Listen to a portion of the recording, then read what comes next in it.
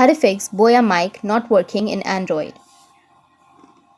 So if you want to fix your Boya mic not working in your Android, then first make sure that you have an internet connection. Once you have the internet connection, what you need to do is you can check your Boya mic if it's working in other Android devices or not, because it might be the issue with your device. So if it's not working with the other devices also, then there is a solution. What you can do is you can just open up your Play Store. After opening your Play Store, you can go with search, and under search you need to search for Open Camera.